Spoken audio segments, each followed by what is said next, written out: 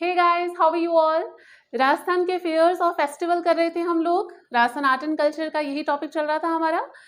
In the previous video we have covered कि हिंदू जो calendar है उसके अकॉर्डिंग कौन कौन से मंथ्स होते हैं, उन मंथ्स के नाम हमने देखे थे। कृष्ण पक्ष और शुक्ल पक्ष क्या होता है वो हमने कवर किया था, एंड तिथियां जो थी वो हमने देखी थी।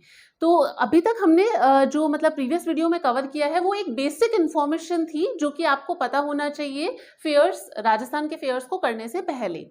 आज के इस वीडियो से अब हम लोग स्टार्ट करने जा रहे हैं मंथ वाइज कौन कौन से फेयर्स राजस्थान के अंदर आते हैं, द इम्पॉर्टेंट वन जो एग्जाम पॉइंट ऑफ व्यू से आपके लिए काफी इंपॉर्टेंट है, हम सिर्फ वही कवर करेंगे। तो पहला मंथ कौन सा था हिंदू कैलेंडर के अकॉर्डिंग हमारा जो मतलब न्यू ईयर जिस मंथ से स्टार्ट होता है, कौन सा मंथ है वो बताओ? Chaitra. Very well said, Chaitra है ना। First month is Chaitra. अब चैत्र मंथ जो है इसे हम डिवाइड कर लेते हैं दो पक्ष के अंदर। हर मंथ के अंदर दो पक्ष होते हैं, हमने देखा ही था, है ना। एक तो है कृष्ण पक्ष और दूसरा है शुक्ल पक्ष। शुक्ल पक्ष, ठीक है। प्रीवियस वीडियो में हमने ये कवर किया था, मैंने यहाँ पे बहुत छोटा सा बनाया है क्योंकि अभी जब हम पढ़ेंगे इसे तो यहाँ पे मैं थोड़ा सा इसका रेफरेंस दूंगी, दैट्स वाई ये मैंने ड्रॉ किया है यहाँ पे कृष्ण पक्ष और शुक्ल पक्ष। अब करके देखते हैं कि चैत्र मंथ के कृष्ण पक्ष में जो फेयर्स आते हैं, जो इंपॉर्टेंट फेयर्स है हमें याद रखने हैं, उसमें पहला तो है फूलडोल। फूलडोल फेयर। फूलडोल फेयर जो है ये पहले तो बताओ है कहाँ का, ये फेयर कहाँ पे ऑर्गेनाइज होता है? So this fair is organise at Shahpura Bhilwara. Shahpura Bhilwara, ठीक है। कई बार एग्जाम के अंदर आपसे तिथि ना पूछ करके कि कौन सी डेट पे ये मतलब कि ये फेयर हेल्ड होता है वो ना पूछ करके आपसे सिर्फ ये पूछ लिया जाता है कि ये कहाँ का फेमस है या कहाँ पे ये ऑर्गेनाइज होता है। तो जो चीजें इंपॉर्टेंट है जिसके बारे में हमें नहीं पता, जैसे फूलडोल फेयर है, आप में से बहुत लोगों को नहीं पता होगा कि ये शाहपुरा भीलवाड़ा के अंदर, तो थोड़ा सा ध्यान रख लेना इस चीज को, ठीक है। ये कब से कब तक होता है फूलडोल फेयर? ये ऑर्गेनाइज होता है प्रतिपदा टू पंचमी, है ना। हम यहाँ पे बात कर रहे हैं कृष्ण पक्ष की, यानी कि ये नीचे वाला जो पक्ष है कृष्ण पक्ष। तो ये फूलडोल फेयर कब आया? यहाँ पे प्रतिपदा है, यहां से लेकर के ये पंचमी, ये यहां तक, ये इतने दिनों तक ये फेयर चलता है। क्लियर है? प्रतिपदा टू पंचमी, फूलडोल फेयर शाहपुरा भीलवाड़ा। दूसरा जो आपको याद रखना है इसके अंदर, चैत्र कृष्ण पक्ष के अंदर शीतला अष्टमी। शीतला अष्टमी। अष्टमी से नाम वैसे ही पता चल रहा है कि अष्टमी है तो 8वें दिन होगा, है ना, जो अष्टमी वाले दिन ऑर्गेनाइज होता है। ये कहाँ का फेमस है? देखो शीतला अष्टमी, शीतला माता का जो, अगर आपको पता होगा, शीतला माता का जो मेन टेम्पल है वो कहाँ पे लोकेटेड है? वो है शील डूंगरी चाकसू जयपुर के अंदर, है ना। तो वहां पे ये फेयर एवरी ईयर ऑर्गेनाइज कराया जाता है। कहाँ पे? शील डूंगरी चाकसू, यहाँ पे मैं सिर्फ चाकसू लिख देती हूँ, चाकसू जयपुर प्रॉपर प्लेस ना लिख करके, वो जब फोक डाइटीज मतलब फोक गॉडेस वगैरह करेंगे तब वहां देख लेंगे। तो शीतला अष्टमी का जो फेयर है वो चाकसू जयपुर में ऑर्गेनाइज होता है ऑन अष्टमी, यानी कि चैत्र कृष्ण अष्टमी को। क्लियर है? देन आपको जो फेयर इसके अंदर याद रखना है वो है मल्लीनाथ एनिमल फेयर। राजस्थान के अंदर 3-4 एनिमल फेयर्स ऑर्गेनाइज होते हैं, उसमें जो मल्लीनाथ का जो एनिमल फेयर है वो काफी इंपॉर्टेंट है। मल्लीनाथ एनिमल फेयर जो है ये पहली बात तो लगता कहाँ पे है? ये लगता है तिलवाड़ा बाड़मेर के अंदर। तिलवाड़ा बाड़मेर। मल्लीनाथ एनिमल फेयर कहाँ पे ऑर्गेनाइज होता है? तिलवाड़ा बाड़मेर के अंदर। और ये कब से कब तक लगता है? देखो यहाँ पे कृष्ण पक्ष है, इसकी एकादशी यानी कि ये वाला दिन, एकादशी यानी कि 11th, ठीक है। कृष्ण पक्ष की एकादशी से लेकर के ये शुक्ल पक्ष की एकादशी यानी कि यहां तक, कृष्ण पक्ष की एकादशी से लेकर के शुक्ल पक्ष की एकादशी तक चलता है, ठीक है। 11th to 11th, इसलिए मैं यहाँ पे लिख रही हूँ 11th to 11th। आप समझ जाना, एकादशी से एकादशी है ना, कृष्ण पक्ष की एकादशी से शुक्ल पक्ष की एकादशी तक ये जो फेयर है ये मतलब कि चलता है। बड़े बड़े फेयर्स होते हैं राजस्थान के अंदर, आपको पता है कि 1 महीने तक चलने वाले भी हैं। तो कृष्ण पक्ष के अंदर ये 3 फेयर जो हैं जो हमें याद रखने हैं, एग्जाम पॉइंट ऑफ व्यू से 3 हमारे इंपॉर्टेंट है। तो कौन कौन से हो गए? एक हो गया फूलडोल जो कि शाहपुरा भीलवाड़ा के अंदर चैत्र कृष्ण प्रतिपदा से शुरू होकर के चैत्र कृष्ण पंचमी तक चलता है, ठीक है। फिर दूसरा आता है शीतला अष्टमी जो कि शीलडुंगरी ये अपना जो चाकसू जयपुर है वहां पे ऑर्गेनाइज होता है। अष्टमी है तो चैत्र कृष्ण अष्टमी को आता है, ठीक है। मल्लीनाथ एनिमल फेयर जो है तिलवाड़ा बाड़मेर का है जो कि चैत्र कृष्ण एकादशी से चैत्र शुक्ल एकादशी तक ये पूरा फेयर जो है वो इतने दिनों तक चलता है। क्लियर है? कृष्ण पक्ष क्लियर हो गया। ये 3 फेस्टिवल ही याद रख लो, बहुत है, ठीक है। मतलब 3 फेयर ही याद रख लो, काफी है एग्जाम पॉइंट ऑफ व्यू से। अब शुक्ल पक्ष देखते हैं, क्योंकि इस तरीके से बाइफरकेट करके पढ़ोगे ना और थोड़ी सी अंडरस्टैंडिंग लेकर के समझ के पढ़ोगे तो आपको सिर्फ एक रटने वाली बात नहीं रह जाएगी कि अच्छा ये इस दिन आता है ये उस दिन, ऐसे थोड़ा सा दिमाग में पिक्चर बना लोगे ना तो चीजें लंबे समय तक याद रहेंगी आपको, ठीक है। चैत्र शुक्ल प्रतिपदा को क्या आता है? New year. तो सबसे पहले तो लिख दो न्यू ईयर कब आता है? चैत्र शुक्ल प्रतिपदा को। मैं यहाँ पे फर्स्ट लिख रही हूं तो आप समझ जाना कि मैं प्रतिपदा की बात कर रही हूं, ठीक है। दूसरा हमें जो इसके अंदर याद रखना है वो है कैला देवी। कैला देवी का जो फेयर है वो, कैला देवी का फेयर कहाँ पे ऑर्गेनाइज होता है? कैला माता का मंदिर कहाँ का फेमस है? सबको पता है, करौली है ना। तो ये करौली में लगता है, करौली के अंदर लगता है। कब से कब तक ऑर्गेनाइज होता है? तो ये होता है प्रतिपदा टू दशमी, ठीक है। प्रतिपदा टू दशमी तक ये फेयर चलता है, यानी कि ये है शुक्ल पक्ष। तो यहाँ पे फर्स्ट टू लेकर के ये दशमी तक, ये इतना लंबा जो है ये वाला फेयर जो है ये चलता है, ठीक है। कैला देवी का जो फेयर है करौली के अंदर होता है। इनफैक्ट कैला देवी का जो फेयर है इसे लक्खी फेयर भी कहते हैं। अगर आपने पढ़ा होगा तो इसे लक्खी फेयर भी कहते हैं। वाई? बिकॉज यहाँ पे इस फेयर के अंदर 1 लाख डिवोटीज यहाँ पे गैदर होते हैं। 1 लाख से ज्यादा जो भक्त हैं, जो डिवोटीज हैं, वो इस फेयर के अंदर गैदर होते हैं, इसलिए इसे लक्खी फेयर भी कहते हैं। कैला देवी के बारे में खैर ये भी है, कैला देवी फेयर यहाँ का जो लंगूरिया डांस है वो भी काफी फेमस है और बहुत सारी चीजें हैं करौली के बारे में, कैला देवी फेयर के बारे में पर्टिकुलरली। तो ये फर्स्ट टू लेकर के मतलब एकम या प्रतिपदा से लेकर के दशमी तक चलता है और जो मेन फेयर है वो अष्टमी को होता है, चैत्र शुक्ल अष्टमी को, ठीक है। तो ये बात हो गई कैला देवी के फेयर की। अच्छा, अब देवियों में एक चीज और ध्यान रख लेना कि जो ये जितनी भी हमारी ये फोक गॉडेस वगैरह है ना, उनके बारे में भी कई बार एक क्वेश्चन आता है। जैसे कि लास्ट उसके अंदर आरएस के अंदर ये क्वेश्चन पूछा गया था कि कौन सी गॉडेस का फेयर मतलब साल में एक बार होता है। So which goddess fair organized once in a year, क्योंकि जनरली जो फोक गॉडेस हैं उनके फेयर जो हैं, उनके जो मेले हैं वो साल में 2 बार ऑर्गेनाइज होते हैं, यानी कि चैत्र नवरात्र और आश्विन नवरात्रा को। जैसे कि हमारी जनरली अगर मैं माताओं की बात करूं या जनरली अगर देवियों की बात करूं तो उसके अंदर आ जाती है जैसे शिला माता हो गई, वो कछवाहा डायनेस्टी की आराध्य देवी है ना, तो शिला माता हो गई, चाहे उनका फेयर हो गया, या फिर करणी माता हो गई, या फिर चामुंडा माता हो गई, या फिर जीण माता हो गई। इन सब के जो फेयर हैं, इन सब जो ये माताएं हैं, ये सब जो गॉडेस हैं, इनके फेयर साल में 2 बार लगते हैं, यानी कि ट्वाइस अ ईयर। बट कैला देवी का और शीतला माता का, शीतला माता ये वही हैं जो जिन्हें की चाइल्ड प्रोटेक्टर बोला जाता है।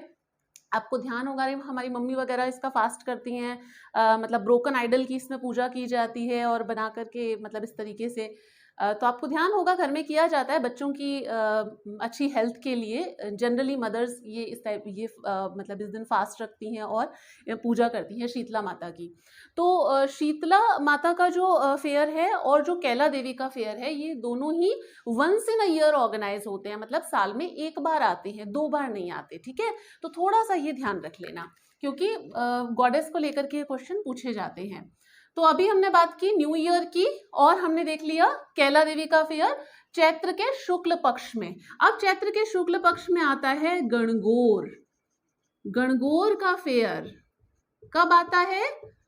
तृतीया को गणगौर का फेयर आता है, तृतीया को चैत्र शुक्ल तृतीया को आता है गणगौर का fair. This is again a very important one. फिर इसके बाद में एक और फेयर है जो हमें याद रखना है, जो कि है राम रावण फेयर। राम रावण का जो मेला है ये कब ऑर्गेनाइज होता है? ये होता है एकादशी को, 11th, ठीक है, एकादशी को ये ऑर्गेनाइज होता है। ये राम रावण का फेयर ऑर्गेनाइज होता कहाँ पे, ये कहाँ का फेमस है? तो ध्यान रखना, रानीवाड़ा जालौर। रानीवाड़ा जालौर का जो ये फेयर है ये यहाँ पे ऑर्गेनाइज होता है, रानीवाड़ा जालौर के अंदर। राम रावण फेयर कब लगता है?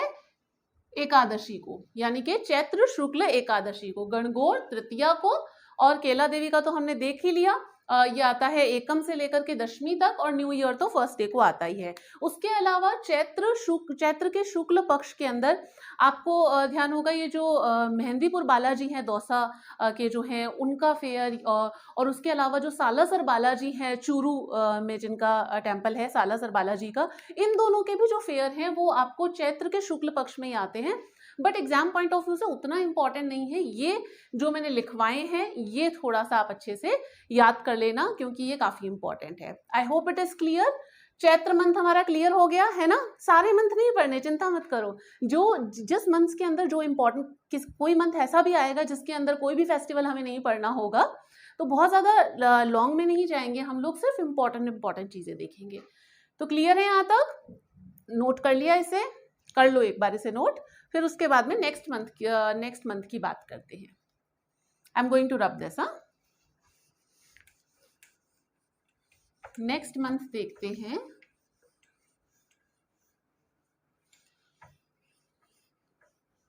जो है वैशाख। कौन सा है नेक्स्ट मंथ बताओ? वैशाख है ना?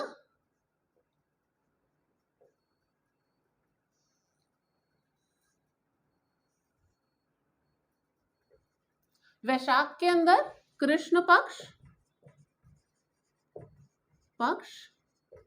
और शुक्ल पक्ष, कृष्ण पक्ष और शुक्ल पक्ष वैशाख मंथ के अंदर। अब कृष्ण पक्ष में आपको वैशाख के अंदर सिर्फ आपको एक फेयर ही याद रखना है जो एग्जाम पॉइंट ऑफ व्यू से इंपॉर्टेंट है, वो है ढींगा गवर। ढींगा गवर का जो फेयर है वो तृतीया को ऑर्गेनाइज होता है। ढींगा गवर का फेयर जो है वो तृतीया को ऑर्गेनाइज होता है, और कौन सी तृतीया को? वैशाख कृष्ण तृतीया को, ठीक है, वैशाख कृष्ण तृतीया याद रखना। ढींगा गवर फेमस कहाँ की है? गवर को लेकर के भी क्वेश्चन पूछे जाते हैं। इनफैक्ट 2018 के अंदर ही एक क्वेश्चन आया था आरएस के अंदर कि गुलाबी गणगौर की सवारी जो है वो कहाँ की फेमस है? गुलाबी गणगौर। तो अभी हम वही चीज देखते हैं। ढींगा गवर कहाँ की है? जोधपुर की। गुलाबी गणगौर कहाँ की है? नाथद्वारा राजसमंद की। तो ये कुछ चीजें हैं जो इंपॉर्टेंट है। शाही गणगौर की सवारी कहाँ की फेमस है? जयपुर की। इसके अलावा एक और मतलब जो है बिना ईसर की गवर कहाँ की फेमस है? जैसलमेर की। तो ये 2-3 चीजें गवर के कॉन्टेक्स्ट में याद रख सकते हो। ढींगा गवर कहाँ की? जोधपुर की। गुलाबी गणगौर आ जाती है नाथद्वारा राजसमंद की। बिना ईसर की गवर जैसलमेर की, और उसके अलावा शाही गणगौर की सवारी आती है जयपुर की, ठीक है। तो ये सिर्फ एक याद रख लेना वैशाख के कृष्ण पक्ष में। अब आते हैं वैशाख के शुक्ल पक्ष की बात करते हैं। वैशाख का शुक्ल पक्ष, वैशाख के शुक्ल पक्ष में सबसे पहले तो हमें याद रखना है आखा तीज, है ना। आखा तीज, तीज से नाम पता ही चल रहा है कि वैशाख शुक्ल तृतीया को, यानी कि इस दिन वैशाख शुक्ल तृतीया को आ जाती है आखा तीज, यानी कि जिसे हम अक्षय तृतीया भी कहते हैं, है ना। तो अक्षय तृतीया कब आती है? एग्जाम पॉइंट ऑफ व्यू से अक्षय तृतीया इंपॉर्टेंट है। अक्षय तृतीया कब आती है? वैशाख शुक्ल तृतीया को आती है, ठीक है। अक्षय तृतीया जो है वो सबसे ज्यादा फेमस राजस्थान में कहाँ की है? आखा तीज। अरे आखा तीज फेमस है बीकानेर की, उस दिन बीकानेर की स्थापना हुई थी, तो उसके लिए आखा तीज का जो फेस्टिवल है वो बहुत ही ज्यादा जोर शोर से बीकानेर के अंदर मनाया जाता है। उस दिन यहाँ पे पतंग भी उड़ाई जाती है इनफैक्ट, ठीक है। शुक्ल पक्ष में हमने देख लिया आखा तीज। उसके अलावा एक है गौर मेला, गौर मेला या फिर गौर फेयर कह दो, ये कहाँ का है? आबू रोड, सिरोही। ये आता है नेक्स्ट डे यानी कि चतुर्थी को, इस दिन, ठीक है, चतुर्थी को। उसके बाद में एक और फेयर है जो हमें याद रखना है, Banganga fair. Banganga fair, Banganga fair कहाँ पे ऑर्गेनाइज होता है? बाणगंगा का जो फेयर है वो ऑर्गेनाइज होता है विराटनगर, जयपुर। विराटनगर, जयपुर, जयपुर, ठीक है। एक और फेयर है जो कि एग्जाम पॉइंट ऑफ व्यू से काफी इंपॉर्टेंट है, वो है मातृकुंडिया, मातृकुंडिया फेयर। मातृकुंडिया का जो फेयर है, मातृकुंडिया का जो फेयर है, ये ऑर्गेनाइज कहाँ पे होता है? इसके कॉन्टेक्स्ट में ये भी पूछा जाता है कि ऑर्गेनाइज कहाँ पे होता है, तो ध्यान रखना, रश्मि तहसील ऑफ चित्तौड़गढ़, चित्तौड़गढ़, ठीक है, रश्मि तहसील ऑफ चित्तौड़गढ़। तो मातृकुंडिया का फेयर कहाँ पे ऑर्गेनाइज होता है? रश्मि तहसील ऑफ चित्तौड़गढ़। मुझे पता है, मैंने बताया नहीं कि ये कब होता है, तो ये दोनों ही एक ही दिन, मतलब कि ये बाणगंगा का फेयर और मातृकुंडिया फेयर, ये दोनों ही पूर्णिमा को, पूर्णिमा यानी कि इस दिन, पूर्णिमा वाले दिन, ठीक है। तो पूर्णिमा के दिन ये दोनों ही फेयर ऑर्गेनाइज होते हैं। पूर्णिमा को हम फुल मून भी बोलते हैं, तो इसलिए मैंने फुल मून भी लिख दिया है, ठीक है।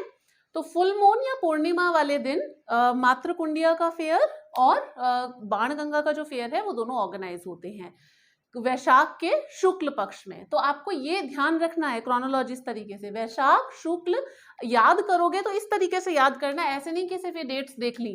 कोई भी फेयर पढ़ रहे हो तो पहले ये देखो, वैशाख शुक्ल तृतीया आखा तीज, वैशाख शुक्ल पूर्णिमा बाणगंगा, और वैशाख शुक्ल ये वैशाख कृष्ण तृतीया में आ जाता है धींगा गवर। तो इस तरीके से आपको इसे थोड़ा सा याद करना है। डिफिकल्ट नहीं है, बिल्कुल भी डिफिकल्ट नहीं है, बहुत इजीली याद हो जाएगा। 2-3 बार पढ़ोगे तो इजीली याद हो जाएगा। इससे ज़्यादा इजी वे मुझे फेयर्स कराने का नहीं लगा, तो इसलिए मैं इस तरीके से आपको ये चीज़ करवा रही हूँ, ठीक है। थोड़ा सा टिपिकल टॉपिक लगता है लोगों को, बट बहुत ईजी है, सच कोई डिफिकल्टी इसमें कुछ भी नहीं है, एवरीथिंग इज ईजी।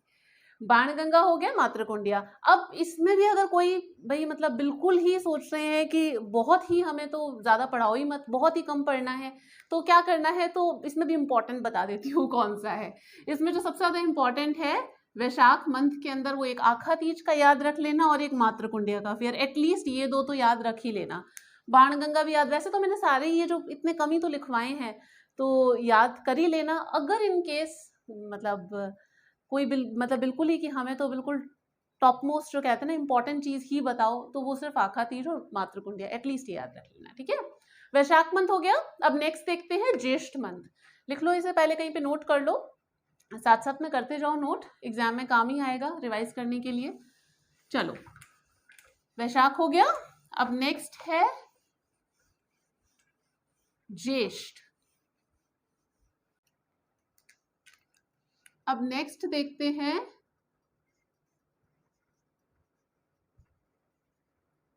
ज्येष्ठ। ज्येष्ठ मंथ, ज्येष्ठ मंथ के अंदर वापस वही दो पक्षों में हम डिवाइड करेंगे, कृष्ण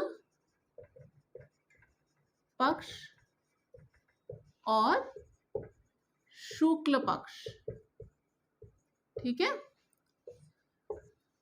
ज्येष्ठ मंथ के अंदर कृष्ण पक्ष के अंदर आता है आपका, कृष्ण पक्ष के अंदर एक तो है सीता मेला, सीता मेला या सीता फेयर, ठीक है, और एक है आपका सीता फेयर और एक है सीता बाड़ी का, सीता बाड़ी फेयर, सीता बाड़ी फेयर।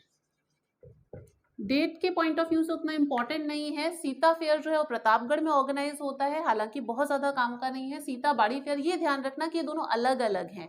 सीता मेला जो है वो, सीता का फेयर जो है वो प्रतापगढ़ के अंदर, और जो सीता बाड़ी का फेयर है ये ऑर्गेनाइज कहाँ पे होता है, ये इस कॉन्टेक्स्ट में इंपॉर्टेंट है, केलवाड़ा, केलवाड़ा 12 के अंदर, 12, ठीक है, केलवाड़ा 12 में ये ऑर्गेनाइज होता है सीता बाड़ी का फेयर, ठीक है। तो ज्येष्ठ के कृष्ण पक्ष में सीता फेयर और सीता बाड़ी फेयर। शुक्ल पक्ष के अंदर हमें सिर्फ एक ही याद रखना है, जो कि पूरे ज्येष्ठ के महीने में, इस पूरे में इन तीनों में सिर्फ आपको वही याद रखने वाली चीज है, जो कि है गंगा दशहरा। गंगा दशहरा, गंगा दशहरा फेयर। गंगा दशहरा का जो फेस्टिवल है, फेयर जो है, वो कहाँ पे ऑर्गेनाइज होता है? गंगा दशहरा बहुत इंपॉर्टेंट है। गंगा दशहरा का जो फेयर है वो एक्चुअली में मतलब कि सप्तमी से लेकर के, यहाँ पे देखना, शुक्ल पक्ष के अंदर ज्येष्ठ शुक्ल सप्तमी कहाँ पे गया, ये रहा सप्तमी, सप्तमी से लेकर के ये यहाँ पे 12 तक ऑर्गेनाइज होता है। ठीक है, गंगा दशहरा का फेयर ये कहाँ पे लगता है? ये है कामा भरतपुर के अंदर, कामा भरतपुर, भरतपुर, यहाँ पे ये ऑर्गेनाइज होता है सप्तमी, येरी सप्तमी से लेकर के 12 तक, यानी कि द्वादशी। ठीक है ना, सप्तमी टू द्वादशी। तो इसलिए मैं यहाँ पे लिख देती हूँ 7th to 12th।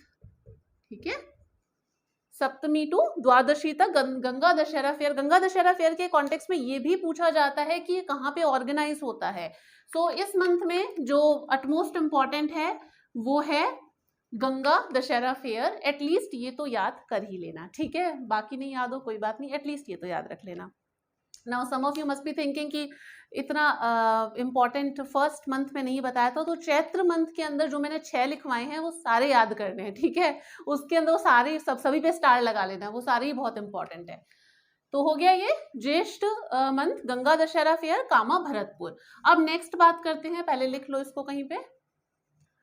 नेक्स्ट देखो, आषाढ़ मंथ के अंदर कोई ऐसा खास इंपॉर्टेंट फेयर नहीं है, उसके बाद में आता है श्रावण, है ना। तो श्रावण की बात करते हैं। श्रावण, ये ऐसे ही पढ़ रहने देते हैं, कृष्ण और शुक्ल बारी बारी लिखने की बजाय यहाँ पे लिख लेते हैं श्रावण।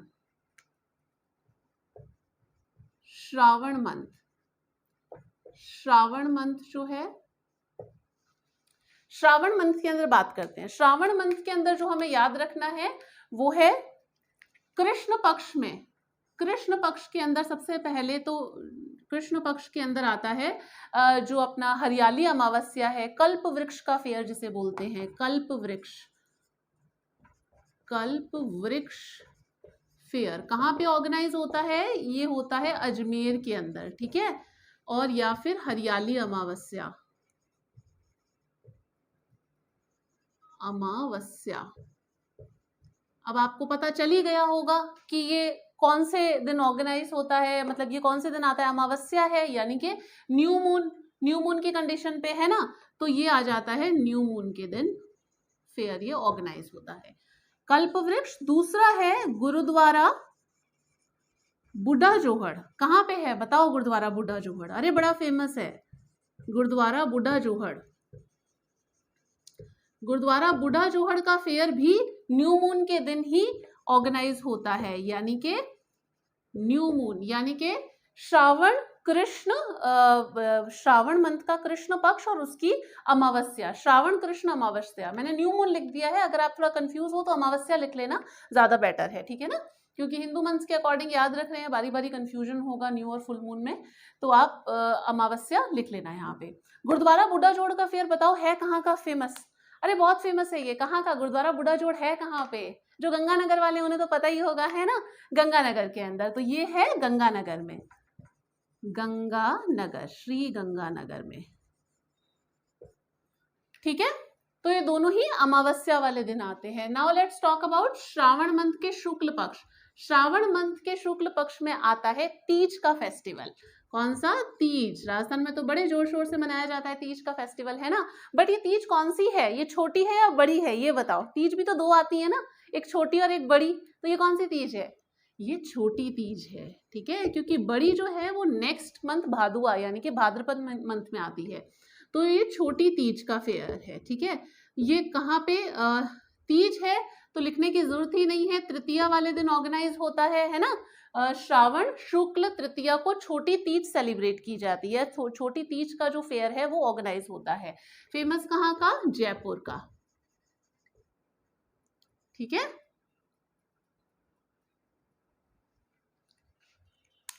श्रावण शुक्ल और ये तीज। ठीक है, नाउ नेक्स्ट आते हैं अब हम।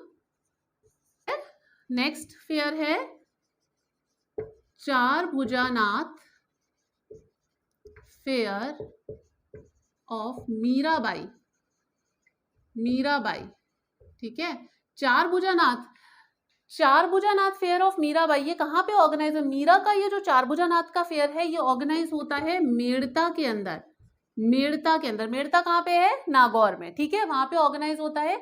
ये 7 डेज का फेयर होता है, 7 दिनों तक ये मेला चलता है। ये स्टार्ट होता है श्रावण शुक्ल एकादशी से लेकर के 7 दिनों तक चलता है, यानी कि श्रावण शुक्ल की 11 से लेकर के फिर उसके बाद में 7 दिनों तक यहाँ तक चलता है। 4, 5, 6, 7 यानी कि यहाँ तक कृष्ण पक्ष की द्वितीया तक चलता है, ठीक है। तो यहाँ पे लिख रही हूँ 7 days fair from Ekadashi, Ekadashi, ठीक है। 7 डेज फेयर फ्रॉम एकादशी। चार भुजानाथ का एक टेम्पल भी है, वो अलग है, ध्यान रखना। चार भुजानाथ का टेम्पल कहाँ पे है? वो गढ़बोर राजसमंद के अंदर है, उससे इसको मतलब कंफ्यूज मत करना। ये चार भुजानाथ का जो फेयर है मीराबाई का पूछा है, तो वो मेड़ता के अंदर, ठीक है। 7 डेज का फेयर है। तो श्रावण मंथ हमारा क्लियर हुआ यहाँ से। अब इसके बाद में जो नेक्स्ट और बचे हुए मंथ्स हैं, जैसे भाद्रपद और जो भी कार्तिक मंथ्स और जो जितने भी मंथ्स और बचे हुए हैं जो इंपॉर्टेंट फेयर्स हैं, वो हम लोग नेक्स्ट वीडियो के अंदर कवर करेंगे। I hope you have learn something from this video. If you do so then please do share it with your friends and don't forget to hit a like. See you in the next video. Till then stay connected, bye.